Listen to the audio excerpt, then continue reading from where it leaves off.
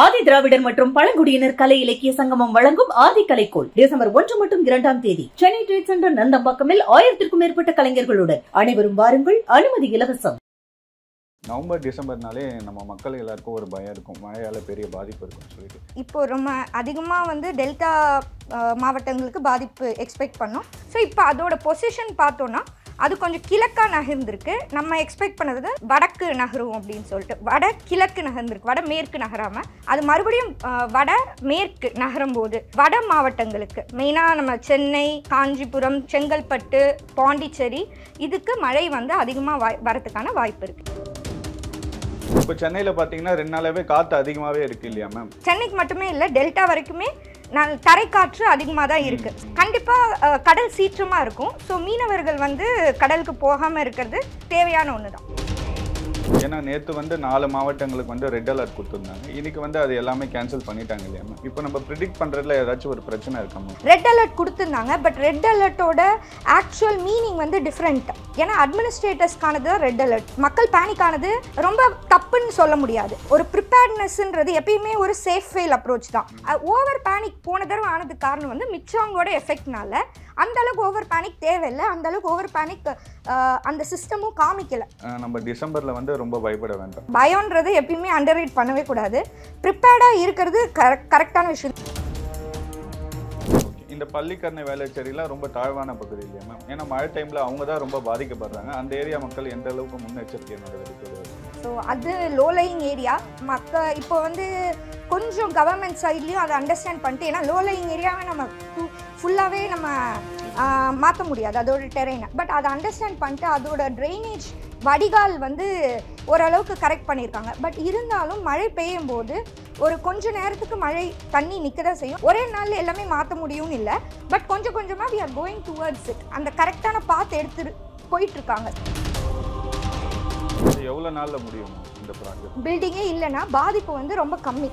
Building இருக்கும்போது மக்கள் இருக்கும்போது பாதிப்பு அதிகம். அதை பார்த்து தான் செய்கிறாங்க. ஸோ இது இப்போ இமீடியட்டாக 1 year 2 yearன்னு நம்ம டைம்லைன் சொல்ல முடியாது. டிஎன் அலர்ட்னு ஒரு ஆப் இருக்குது. அதில் கண்டினியூஸாக ஐஎம்டியோட ஃபோர்காஸ்ட்டை அவங்க எடுத்துக்கிட்டு டிஸ்ட்ரிக்ட் அட்மினிஸ்ட்ரேட்டிவ் பீப்புள் எல்லாருமே அதில் கனெக்டடாக தான் இருக்காங்க. They are well prepared and they are well informed. நம்ம ரெட் அலர்ட் விட்டாலே மழை பெய்யாது அப்படின்ற புரிதல்லேருந்து தாண்டி வரணும்னு நினைக்கிறேன். கெலடா வாய்ஸ் நேயர்களுக்கு வணக்கம். இன்னைக்கு நம்ம கூட தனியார் வானிலை ஆய்வாளர் கிருத்திகா அவர்கள் இருக்காங்க. வணக்கம். வணக்கம். நவம்பர் டிசம்பர்னாலே நம்ம மக்கள் எல்லாருக்கும் ஒரு பயம் இருக்கும், மழையால் பெரிய பாதிப்பு இருக்கும்னு சொல்லிட்டு. இப்போ ஃபெங்கல் புயல் ஸ்டார்ட் ஆகிருக்கு. இந்த புயலால் எந்த அளவுக்கு பாதிப்பு இருக்கும் மேம்? ஸோ இப்போ ஃபெங்கல் புயல் இன்னும் டிக்ளேர் பண்ணல. ஸோ நம்ம அந்த வேர்டை யூஸ் பண்ணுறதே கொஞ்சம் அவாய்ட் பண்ணோம். ஏன்னா ஃபார்மேஷனே இன்னைக்கு ஈவினிங், அதாவது இன்னைக்கு 28th நவம்பர், இன்னைக்கு ஈவினிங் இல்லை நைட்குள்ளே அனௌன்ஸ் பண்ணுவாங்க இந்த சைக்ளோன் பற்றி.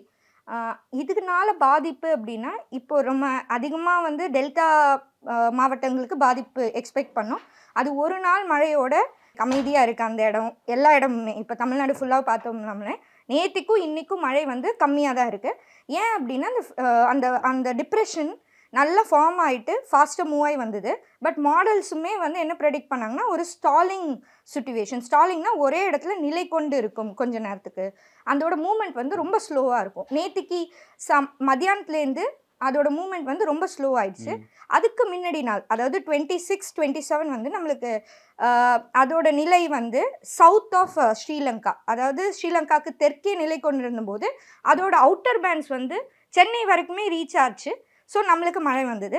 அது கொஞ்சம் மேலே ஏறும்போது அதோட அவுட்டர் பேண்ட்ஸ், எப்பயுமே ஒரு சைக்ளோன் பற்றி எடுத்துக்கிட்டோன்னா அதோட நார்த் வெஸ்ட் குவாட்ரண்ட்டுன்னு சொல்லுவோம். அதாவது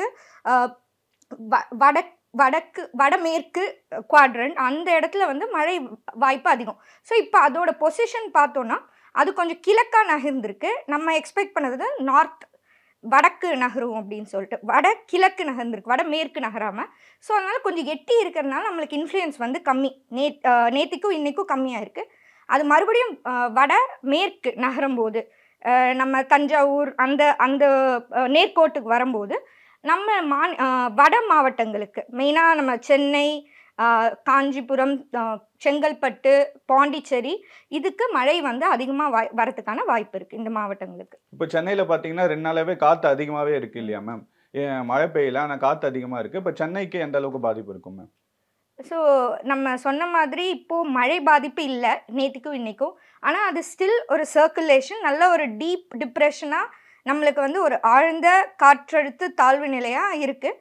அதனால நம்மளுக்கு அந்த எஃபெக்ட் இருக்குல்ல, அந்த அவுட்டர் பேண்ட்ஸோட விண்ட் எஃபெக்ட், ரெயின் எஃபெக்ட்ஸ் இல்லை, ரெயின் கிளவுட்ஸே எடுத்துகிட்டு வரல, பட் அதோட விண்ட் எஃபெக்ட்ஸ் வந்து கண்டிப்பாக இருக்க தான் செய்யுது. சென்னைக்கு மட்டுமே இல்லை, டெல்டா வரைக்குமே தரைக்காற்று அதிகமாக தான் இருக்குது. சர்ஃபேஸ் டு லைக் அப்பர் ஏர் அது வரைக்குமே நல்ல ஒரு சர்க்குலேஷன் அண்ட் விண்ட் ஸ்பீட் இருக்க தான் செய்யும். இது கிராஸ் ஆகிற வரைக்கும் நம்மளுக்கு வந்து 30th ஆஃப்டர்நூன் ஒரு ஈவினிங் வந்து ஒரு அதாவது சைக்ளானாக மாறி அது மறுபடியும் வலு இழந்து ஒரு டிப்ரெஷனாக நம்மளை வந்து கரை கடக்க சான்ஸ் இருக்குது. பட் டிப்ரெஷன் நம்ம சொல்லும் போதுமே அதோட விண்ட் ஸ்பீட் அதிகமாக தான் இருக்கும். பாதிப்பு அளிக்கிற அளவுக்கு இல்லாமல் ஒரு மழை தரக்கூடிய ஒரு ஒரு சலனமாக இது வந்து கரை கடக்கிறதுக்கான வாய்ப்பு. ஏன்னா இந்த வருடா புயல், கஜா புயல்லாம் பார்த்தீங்கன்னா ஒரு தன்மை இருந்துடலாம, காற்று அதிகமாக இருக்கும். அந்த மாதிரி இந்த புயல் வந்து ரொம்ப பாதிப்பு ஏற்படுத்துமான்ற ஒரு பயம் இருக்கு. இல்லை, இந்த புயல் வந்து அங்கேயே அதாவது நம்ம ஓஷன்லேயே வலு இழந்து டிப்ரெஷனாக தான் கிராஸ் பண்ணும் அப்படின்னு ஐஎம்டி ப்ரெடிக்ட் பண்ணியிருக்காங்க. மாடல்ஸும் அதை காமிக்குது. அதனால நம்மளுக்கு ஒரு பாசிட்டிவ் தான். ஏன்னா இது மழை தரக்கூடிய மேகங்களை கொண்டு வரும். ஆனால் காற்று வந்து நம்மளுக்கு பாதிப்பு அளவுக்கு காற்று இருக்காது. கண்டிப்பாக கடல் சீற்றமாக இருக்கும். ஸோ மீனவர்கள் வந்து கடலுக்கு போகாமல் இருக்கிறது அது வந்து தேவையான ஒன்று தான். இந்த புயல் வந்து ரொம்ப 1 வீக் முன்னாடியே ப்ரிடிக்ட் பண்ணாங்க இல்லையா மேம்? ஆனால் 1 வீக்காகவே இந்த புயல் வந்து இன்னும் கரையை கடக்கலை. ஒரு 2-3 நாளாக கடக்க வேண்டியது ஏன் ரொம்ப டிலே ஆகுது மேம் இந்த புயல் மட்டும்? ஸோ இந்த புயல் வந்து நம்ம பார்த்தோன்னாலுமே இதோட டைம் வந்து கொஞ்சம் அதிகமாக மாதிரி தான் மாடல்ஸ் வந்து காமிச்சிட்டே இருந்தது. அதோட ஷியர்னு சொல்லுவோம், ஷியர் ஜோன்னு சொல்லுவோம். ஸோ ஒரு புயல் ஃபார்ம் ஆகிறதுக்கு நம்மளுக்கு லோ ப்ரெஷர் வேணும். ப்ளஸ்ஸு நம்மளுக்கு அந்த விண்டு எல்லா அந்த ஒரு இன்டென்சிட்டி விண்டோட அந்த சர்க்குலேஷன் பேட்டர்ன் எல்லாமே அதற்கு சாதகமாக இருக்கணும். இப்போ எம்ஜேஓ நம்ம பேசினில் இருக்கிறதுனால இந்த ஓஷன் டெம்பரேச்சரும் அந்த விண்ட் சர்க்குலேஷனும் சாதகமாக தான் இருக்குது. பிரச்சனை இப்போது ஏன் இது ஸ்லோ டவுன் ஆச்சு அப்படின்னா ஒரு வெஸ்டர்ன் டிஸ்டர்பன்ஸ் அப்படின்றது இருக்குது. ப்ரெஷர் டிஃப்ரென்ஸ் வந்து ரொம்ப கம்மியாக இருக்குது அந்த சைக்ளோனுக்கும். ஸோ அது சைக்ளோன்றதை விட டிப்ரெஷன் அந்த சலனத்துக்கும் அது நல்ல ஆர்கனைஸ்டாக இன்னும் ஃபார்ம் ஆகலை ஒன்று. இன்னொன்று அது ஆர்கனைஸ்டாக ஃபார்ம் ஆகிற அளவுக்கு ஒரு வெர்டிக்கல் ஸ்ட்ரக்சர் இருக்கும். எப்பயும் ஒரு சைக்ளோன் எடுத்துக்கிட்டோன்னா அந்த வெர்டிக்கல் ஸ்ட்ரக்சர் அப்போது ஆப்போசிட் டிரெக்ஷனில் நம்மளுக்கு காற்று சுழற்சி ரொம்ப இருந்ததுன்னா அது ஷியர்னு அது வந்து அந்த ஃபுல்லாக அந்த வெர்டிக்கல் ஜோனை ஃபார்ம் ஆக விடாமல் அது தடுக்கிற போது அதால் வந்து ரொம்ப ஆர்கனைஸ்டாக ஃபார்ம் ஆக முடியாமல் ஸ்டில் ஒரு சர்க்குலேஷனாக அது எக்ஸிஸ்ட் ஆகிட்டுருக்கு. சில நேரம் இந்த மாதிரி ஆகும்போது வலு விளக்க சான்ஸ் நிறைய இருக்குது. ஸோ அதுவும் ஒரு 20% ப்ராபபிலிட்டி இருக்க தான் செய்யுது. ஏன்னா ரொம்ப அந்த ஷியர் ஜோன் அதிகமாகும்போது அது ரொம்ப நம்ம எக்ஸ்பெக்ட் பண்ணதை விட கிழக்கே நகரும்போது, அதாவது இன்டூ த ஓஷன் நகரும்போது அது வலு விளக்கிறதுக்கும் வாய்ப்பு இருக்குது. பட் மாடல்ஸ் வந்து கண்டினியூஸாக வந்து அது வலு விளக்காது, கொஞ்சம் சைடு போயிட்டு மறுபடியும் ஒரு கர்வ் மாதிரி ஆகி மறுபடியும் நம்ம டெல்டா அந்த லாட்டிடியூடுக்கு வர்றதுக்கான வாய்ப்பு 80% to 90% இருக்குது. டெல்டா மாவட்டங்களுக்கு வந்து அதிக வாய்ப்பு அச்சுறுத்தல் இருக்குமா மேம்? இல்லை, டெல்டா லாட்டிடியூடில் வருது. ஸோ அதோட நார்த் வெஸ்ட் பேண்ட் வந்து சென்னை நெல்லூர் அந்த இடத்துல விடும். ஸோ டெல்டா லாட்டிடியூடில் அது நிலை கொண்டு இருக்கும். ஆனால் அந்த பேண்ட்ஸ் அந்த ரெயின் பேண்ட்ஸ் வந்து அந்த எஃபெக்ட் வந்து நம்மளுக்கு சென்னை, காஞ்சிபுரம், திருவள்ளூர் அந்த இடத்துக்கு தான் அதிகமாக இருக்கும். டெல்டாக்கு விண்ட் வந்து அதிகமாக இருக்கிறதுக்கு, தரைக்காற்று அதிகமாக இருக்கிறதுக்கான வாய்ப்பு இருக்குது. ஏன்னா நேற்று வந்து 4 மாவட்டங்களுக்கு வந்து ரெட் அலர்ட் கொடுத்துருந்தாங்க. இன்னைக்கு வந்து அது எல்லாமே கேன்சல் பண்ணிட்டாங்க இல்லையா மேம்? இப்போ நம்ம ப்ரிடிக்ட் பண்ணுறதுல ஏதாச்சும் ஒரு பிரச்சனை இருக்கா மேம் இன்னும் சைக்ளோன் டைப்? இன்றைக்கும் வந்து ஆரஞ்ச் அலர்ட் சஸ்டெயின் பண்ணியிருக்காங்க. எல்லாத்துக்கும் எடுத்துடல, நார்த் கோஸ்டலுக்கு சஸ்டெயின் பண்ணியிருக்காங்க. என்ன பிரச்சனைனா இது ஃபஸ்ட்டு டே நம்ம எக்ஸ்பெக்ட் பண்ணல 26th. அப்போ வந்து நம்ம சென்னைக்கு மழை வந்து நான் எக்ஸ்பெக்ட் பண்ணவே இல்லை. ஃபஸ்ட்டு நம்ம பார்க்கும்போது மாடல்ஸ் வந்து டெல்டா தான் அதிகமாக காமிச்சுது. பட் நம்மளுக்கு அந்த லாஸ்ட் பேண்ட் வந்து சென்னைக்கு வரும்போது மழை வந்தது. ஸோ இது எல்லாமே ஒரு ப்ராபபிலிட்டி தான். ஏன்னா நம்ம வந்து ஒரு க்ளோஸ்ட் இப்போ ஒரு டேங்க் ஃபில் ஆகுது அப்படின்னு நம்ம சொல்லும்போது நம்மளுக்கு எல்லாமே தெரியும். அந்த டேங்க்குள்ளே தண்ணி போகிறது தெரியும், டேங்க்குள்ளே தண்ணி சீப்பாதா இல்லையான்றது தெரியும். ஒரு க்ளோஸ்ட் என்வாயன்மெண்ட். பட் இது அட்மாஸ்பியர்ன்ற போது அது ஒரு டைனமிக் என்வாயன்மெண்ட். அதுவும் இந்த சைக்ளான்ஸ்லாம் வந்து ஓப்பன் வாட்டர்ஸில் இருக்குது, ஓஷனில் இருக்குது. அதோட எனர்ஜி எக்ஸ்சேஞ்சஸ் வந்து நிறைய இருக்கும். அப்போ வந்து இது ரொம்ப டைனமிக்கு. ஸோ நம்ம வந்து சொல்லலாம் இந்த சைக்ளோன் வருதுன்றதை நம்ம ஒரு 1 வீக் முன்னாடியே சொல்லியாச்சு. பட் சைக்ளோன் எங்கே வரும், அதோட இம்பேக்ட் எப்படி இருக்குன்றது நம்ம டைனமிக்காக மாறிட்டு தான் இருக்கும். அது இன்னைக்கு நேத்திக்கான மழை தள்ளி போனதுக்கு காரணம் வந்து அது வந்து நம்ம எக்ஸ்பெக்ட் பண்ணது நார்த் வெஸ்ட் மூவ்மெண்ட், அது வந்து கொஞ்சம் நார்த் ஈஸ்ட் மூவ் ஆயிடுச்சு. அதனால தான் கொஞ்சம் தள்ளி போயிடுச்சு. லைட்டாக மூவ் ஆனால் கூட நம்மளுக்கு அதோட பேண்ட் இன்ஃப்ளூயன்ஸ் வந்து இப்போ நம்மளுக்கு வர வேண்டிய எல்லா பேண்டுமே ஓஷனில் பெய்யுது. இப்போ கிட்டத்தட்ட 400 mm வரைக்கும் ஓஷனில் காமிக்குது. பட் நம்மளுக்கு எவ்வளோ பெஞ்சதுன்றது நம்மளுக்கு எஸ்டிமேட் தெரியாது. பட் அந்த 400 mm நமக்கு லேண்டில் நடந்திருந்தா அது ரொம்ப டேஞ்சரஸான ஒரு விஷயம் தான். ஸோ கொஞ்சம் மிஸ் ஆனதுனால இது மாறிடுச்சு. ப்ராபபிலிட்டி இருக்குல்ல, அதனால நம்ம ப்ரிப்பேர்டாக இருக்கிறது நல்லது. அதே மாதிரி பார்த்தீங்கன்னா லாஸ்ட் மந்த் வந்து சென்னையில் வந்து ஒரு 4 days கண்டினியூஸாக மழை பெய்யும்னு சொல்லி ப்ரெடிக்ட் பண்ணியிருந்தாங்க. ஆனால் அது ஒரே நாளில் வந்து நார்மலாக மழை பெய்யல, நார்மலாக ஆயிடுச்சு. ஆனால் மக்கள் எல்லாருமே வந்து சரியாக ப்ரெடிக்ட் பண்ண மாட்டுறாங்களோ, ஏன்னா நம்ம நிறைய முன்னெச்சரிக்கை நடவடிக்கை எடுத்திருந்தோம். 4 நாளைக்கு ஃபுட்டெல்லாம் வந்து மக்கள் எல்லாரும் வாங்கி வீட்டில் சேஃபாக வச்சுருந்தாங்க. ஆனால் ஒரே நாளில் மழை இல்லாமல் போயிடுச்சு. இப்போ இந்த மாதிரி விஷயங்கள்லாம் நடக்க சொல்ல மக்கள் வந்து இப்போ நியூஸில் போடுறதையும் நம்ம நம்ப மாட்டாங்க இல்லையா? இல்லை, ஒரு விஷயம் என்னென்னா, போன தடவை நம்ம ப்ரெடிக்ட் பண்ணியிருந்தது எக்ஸ்ட்ரீமாக ஒரே நாளில் எல்லா மழையும் பெஞ்சிரும் அப்படின்னு சொல்லலை. மிச்சாங் புயல் அளவுக்கு வரும்னு டெஃபினட்டாக சொல்லலை. ஈவன் ஐஎம்டியுமே அந்த அளவுக்கு ரெட் அலர்ட் கொடுத்துருந்தாங்க. பட் ரெட் அலர்ட்டோட ஆக்சுவல் மீனிங் வந்து டிஃப்ரெண்ட். ஏன்னா அட்மினிஸ்ட்ரேட்டர்ஸ்க்கானது தான் ரெட் அலர்ட். ஸோ நம்ம பயப்படுறது வந்து நேச்சுரல். ஏன்னா நம்ம போன தடவை மிச்சாங் சைக்ளோனுக்கு ரொம்ப பயம் இல்லாமல் இருந்துட்டு ஃபைனலாக அது நம்மளை தாக்கும்போது கொஞ்சம் நம்ம பேனிக் ஆகிறது. இந்த மக்கள் பேனிக் ஆனது ரொம்ப தப்புன்னு சொல்ல முடியாது. ஒரு ப்ரிப்பேர்ட்னஸ்ன்றது எப்பயுமே ஒரு சேஃப் ஃபெயில் அப்ரோச் தான். ஒரு டிசாஸ்டர்னு வரும்போது நம்மளுக்கு மற்ற மழைனா நம்மளுக்கு வந்து லீட் டைம்னும் போது எவ்வளோ தூரத்துக்கு முன்னாடி நம்ம அந்த மழையை பற்றி சொல்ல முடியும் அப்படின்றது அதிகம். இப்போ நம்ம சாதாரணமாக ஒரு தண்டர்ஸ்டார்ம் வருது அப்படின்னா ஒரு 3-4 நாளைக்கு முன்னாடி இன்னைக்கு மழை வரப்போகுது நம்ம சொல்லலாம், அது கரெக்டாக நடக்கும். பட் இந்த சைக்ளோனை பொறுத்த வரைக்கும் இந்த ஒரு அன்சர்டனிட்டி இருக்குல்ல, அது ஓஷனில் உருவாது. அது எப்படி வேணாலும் அந்த சைக்ளோனை எப்படி மேம் கண்டுபிடிக்க முடியும்? ஒரு வாரத்துக்கு முன்னாடி கண்டுபிடிக்க முடியுமா? எப்படி அது ஃபார்ம் ஆக போகுதுன்றது அனாமலி நம்மளுக்கு ஓஷன் டெம்பரேச்சர் அண்ட் அந்த விண்ட் சர்க்குலேஷன்லேயே தெரிஞ்சிடும். எங்க ஃபார்ம் ஆகுது, எப்படி மூவ் ஆகுதுன்றது தான் ப்ரெடிக்ட் பண்ணுறது கஷ்டம். அதோட லீட் டைம் தான் வந்து நம்மளுக்கு கஷ்டம். ஒரு 24 to 48 hours தான் அதோட நம்பிக்கை தன்மை இருக்கும். அதை தாண்டி போகும்போது இப்போ நான் வந்து 4 நாளைக்கு அப்புறம் சொல்கிறேன்னு வச்சுக்கோங்க. இன்னைக்கு ஈவெண்ட்டை வச்சுட்டு நான் 4 நாளைக்கு அப்புறம் செய்கிறேன். திடீர்னு அது வந்து வலுவிழந்து அங்கேயே வந்து புயலாகவே மாறலாமல் இருந்ததுன்னா மழையே வராது. ஸோ அந்த ஒரு 4 நாளைக்கு அப்புறம் சொல்கிற ஃபோர்காஸ்ட் வந்து நான் இப்போ வந்து நம்பிக்கை தக்கதாக இருக்காது. ஸோ சைக்ளோனை பொறுத்த வரைக்கும் அது வந்து ரொம்ப டைனமிக். பட் ப்ரிப்பேர்டாக இருக்கிறதுன்றது நெசசரி. ஓவர் பேனிக் போன தடவை ஆனதுக்கு காரணம் வந்து மிச்சாங்கோட எஃபெக்ட்னால அந்தளவுக்கு ஓவர் பேனிக் தேவையில்லை. அந்தளவுக்கு ஓவர் பேனிக் அந்த சிஸ்டமும் காமிக்கலை. நம்ம அதை வந்து சொன்ன விதமும் மேபி அது மீடியா மூலியமா போன விதமும் வேற மாதிரி இருந்ததுனால மக்கள் வந்து கொஞ்சம் பயமடைஞ்சிட்டாங்க. வேளச்சேரி பிரிட்ஜில் வந்து எல்லாரும் காரை விட்டுட்டாங்க. ஒரு 4 நாளைக்கு ஃபுட் எல்லாம் ரெடி பண்ணி வச்சுக்கிட்டாங்க. இப்போ டிசம்பர்ல எப்படி இருக்கும்? ஸோ இதுக்கு மேலே வந்து சலனம் வந்து பெருசாக வந்து காமிக்கல, ரொம்ப எக்ஸ்ட்ரீமாக காமிக்கல. ஏன்னா அனாமலி பிளாட்ஸ் பார்த்து தான் நம்ம சொல்லுவோம். அந்த அனாமலி பிளாட்ஸில் ரொம்ப எக்ஸ்ட்ரீம் ஈவெண்ட்டுக்கான வாய்ப்பு வந்து ரொம்ப கம்மி. பட் சர்க்குலேஷன், ஏன்னா எம்ஜேஓ வந்து பேசினில் இருக்கிறதுனால சர்க்குலேஷன் மூலியமாக நம்மளுக்கு மழை வரதுக்கான வாய்ப்பு இருக்குது. எக்ஸ்ட்ரீம் ஈவெண்ட் வந்து கம்மியாக நம்ம டிசம்பரில் வந்து ரொம்ப பயப்பட வேண்டாம். டிசம்பரில் இப்போ அதான் பயம்ன்றது எப்பயுமே அண்டர்ரேட் பண்ணவே கூடாது. ப்ரிப்பேர்டாக இருக்கிறது கரெக்டான விஷயம் தான். ஏன்னா இப்போ நம்ம உலகத்தில் எங்கே பார்த்தாலுமே எல்லா சிட்டி அந்த பாப்புலேஷன் அதிகமாக இருக்கிற எல்லா பிளேசஸுமே நம்ம ப்ரிப்பேர்டாக இருக்கிறது வந்து ரொம்ப தேவையான விஷயம். ஸ்பெஷலாக இந்த ஹீட் வேவ், இந்த மாதிரி ரெயின்ஃபால் எக்ஸ்ட்ரீம்ஸ், அதெல்லாம் கோல்டு வேவ் எல்லாமே வந்து அதிகமாகுது. ஏன்னா இப்போ இந்த குளோபல் வார்மிங், கிளைமேட் சேஞ்ச் அந்த ஆஸ்பெக்டில் பார்த்தோன்னா ஒரு நாள் பெய்ய வேண்டிய மழை 1 மணி நேரத்தில் பெய்யுது, 3 நாள் பெய்ய வேண்டிய மழை 1 நாளில் பெய்யுது. ஸோ இந்த எக்ஸ்ட்ரீம் வந்து கண்டினியூ ஆகிட்டு தான் இருக்கும். ஸோ ப்ரிப்பேர்ட்னஸ்ன்றதை நம்ம வந்து எப்பயுமே ஸ்கிப் பண்ணிடக்கூடாது. But we can relax a bit. இப்போ சில பேர் கேட்பாங்க, லைக் நான் வீடு ஷிஃப்ட் பண்ணவா, இல்லை நான் ஊர்லேருந்து இங்கே வரணும், நான் வரலாமா, இங்கே மழை பெய்யும். ஸோ அந்த அளவுக்கு பயப்பட தேவையில்லை. It's going to be normal Reigns.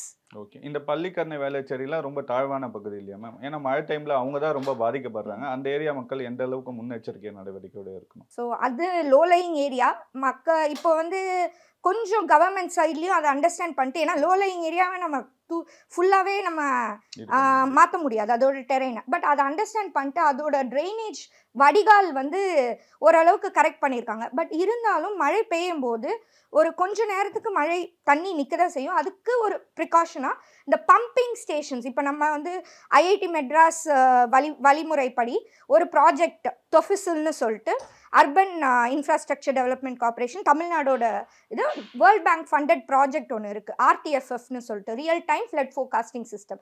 So அதில் வந்து படித்தாங்க எங்கெல்லாம் வந்து தண்ணி அதிகமாக நிற்கக்கூடிய இடம், அந்த இடத்துக்கு அந்த இடம் மார்க் பண்ணியிருக்காங்க. அது சொன்னால் ரொம்ப சென்சிட்டைஸ் ஆகிடும். அது வந்து எல்லாமே வந்து அந்த பப்ளிகேஷனில் இருக்குது.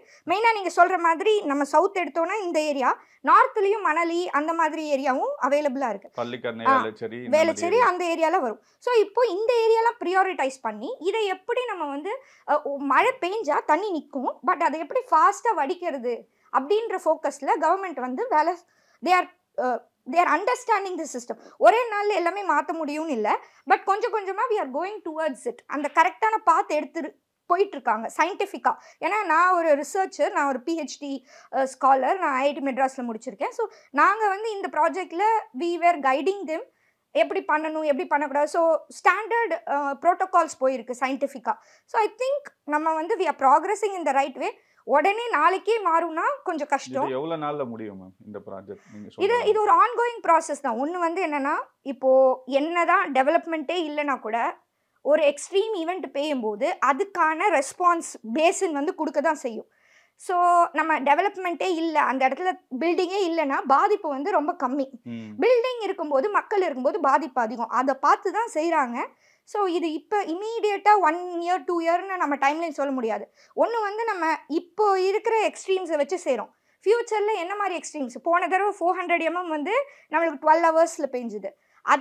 அதுக்கு இப்போ வந்து ஓரளவுக்கு ப்ரிப்பேர் ஆகும்போது அடுத்த ஒரு 2 years வேறு மாதிரி ஒரு எக்ஸ்ட்ரீம் வருதுன்னா தென் only we will know அந்த மாதிரி எக்ஸ்ட்ரீம் இருக்கா இல்லையான்னு. ஸோ இது வந்து ஒரு ஆன்கோயிங் ப்ராசஸ். இந்த டைமில் இது முடியும் அப்படின்னு இல்லை, but people at least can be safe in 5 years down the line. இந்த ப்ராக்ரஸ் போயிட்டு இருந்ததுன்னா ஒரு 5 years வந்து பீப்புள் தே வில் பி. இப்போ எப்படி இப்போ நீங்கள் சொன்னீங்கல்ல, பீப்புள் காட் பேனிக், போய் பிரிட்ஜில் நிறுத்தது, இது ஒரு அடாப்டேஷன் தான். பீப்புளுமே அடாப்ட் ஆகிறாங்க. ஏன்னா சில சிட்டிஸ், வெளிநாட்டு சிட்டிஸில் எக்ஸ்ட்ரீம் ஈவெண்ட் நடந்துக்கிட்டே இருக்கும். ஆனால் பீப்புள் வில் பி லைக், இப்போ ஜப்பானே நம்ம எடுத்துக்கிட்டோன்னா ஒரு எக்ஸ்ட்ரீம் ஈவெண்ட் நடக்கும், பீப்புள் வந்து அந்த எக்ஸ்ட்ரீம் ஈவெண்ட் புரிஞ்சுதான் அந்த இடத்துல இருப்பாங்க, அந்த ரிஸ்க்.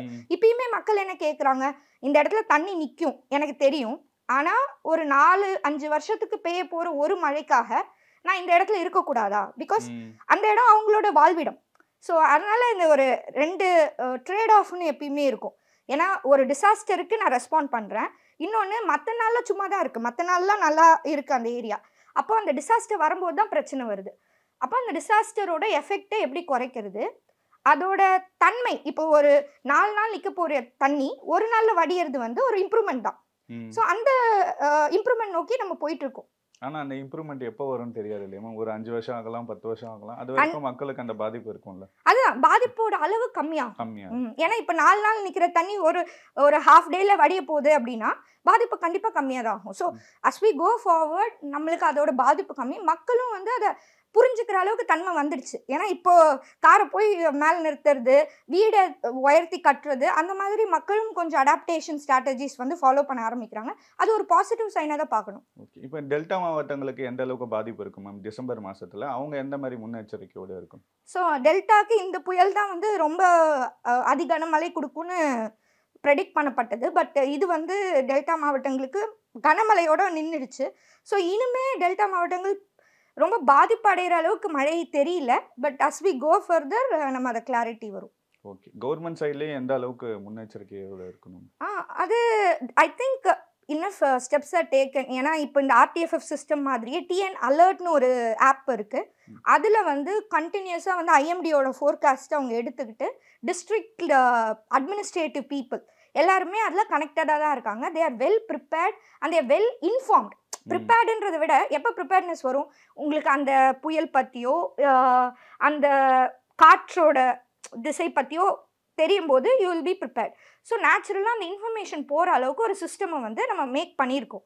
ஐ திங்க் அதில் they are all prepared, we are well taken care. என்ன பிரச்சனைனா இப்போ ஃபோர்காஸ்ட்டை எந்த அளவுக்கு நம்புறது, இந்த டைனமிக் சிஸ்டத்தில் எப்படி நம்ம டிசிஷன் எடுக்கிறது. ஏன்னா நேற்றுக்கு நேற்று மழை வந்து அதிகமாக இருந்தது. ஸோ சில இடத்துல லீவ் விட்டுருந்தாங்க. நேற்றுக்கு மழை இல்லை, ஆனால் லீவ் விட்டுருந்தாங்க. பிகாஸ் ரெட் அலர்ட் இருந்தது, லீவ் இருந்தது. ஸோ ரெட் அலர்ட்டை வந்து நம்ம வந்து மழை தான் பெய்யும் அப்படின்னு நம்ம மக்கள் அப்படியே எடுத்துக்க முடியாது. அது வந்து அட்மினிஸ்ட்ரேட்டர்ஸ்க்காகவும் உண்டு. ஏன்னா இப்போ ஒரு இடத்துல மழை பெஞ்சிருக்கும், அங்கேருந்து பீப்புள் வந்து வர முடியாது ஸ்கூலுக்கோ காலேஜுக்கோ. அப்போ அதுக்காக கூட அடுத்த நாள் அதை எக்ஸ்டெண்ட் பண்ணுறது தப்பு கிடையாது. ஸோ ஒரு அட்மினிஸ்ட்ரேட்டரும் அது ஒரு மாதிரி பார்ப்பாங்க. அதோட புரிதல் தப்பு இல்லை. நம்ம வந்து ரெட் அலர்ட் விட்டாலே மழை பெய்யாது அப்படின்ற புரிதல்லேருந்து தாண்டி வரணும்னு நினைக்கிறேன். ரொம்ப நன்றி மேம். தேங்க்யூ. ஆதி திராவிடர் மற்றும் பழங்குடியினர் கலை இலக்கிய சங்கமம் வழங்கும் ஆதி கலைக்கோள் டிசம்பர் 1 மற்றும் 2ஆம் தேதி சென்னை ட்ரேட் சென்டர் நந்தம்பாக்கமில் 1000க்கும் மேற்பட்ட கலைஞர்களுடன் அனைவரும் வாருங்கள். அனுமதி இலவசம்.